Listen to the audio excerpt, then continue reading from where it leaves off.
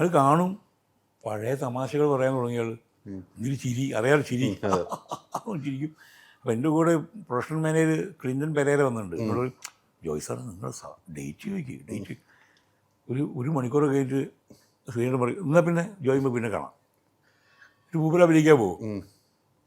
അപ്പോൾ ഇവൻ പറയും എന്ത് ചെയ്യും, ഞാൻ പറഞ്ഞു പോവാം. പിന്നെ വിളിച്ചു ചോദിച്ചാൽ ശ്രീനോട് ചാലക്കുടി ഉണ്ട്, ഒരു പടത്തിന് ഷൂട്ട് എടുക്കുന്നുണ്ട്, അവിടെ പോവാം, അവിടെ പോയി കാണാൻ പറ്റും. നേരെ ചാലക്കുടിക്ക് വിടും.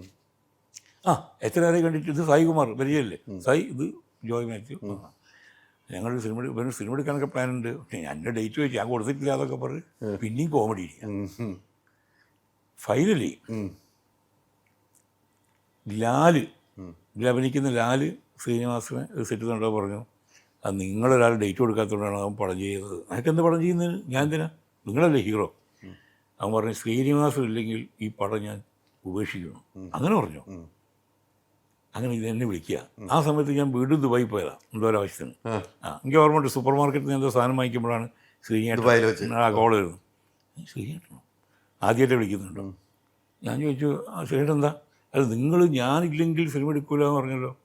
അപ്പോൾ പറഞ്ഞു അങ്ങനെ പറഞ്ഞു, എന്നാൽ പിന്നെ അതല്ലേ നല്ലത്, ഒരു കുടുംബം രക്ഷപ്പെടുമല്ലോ.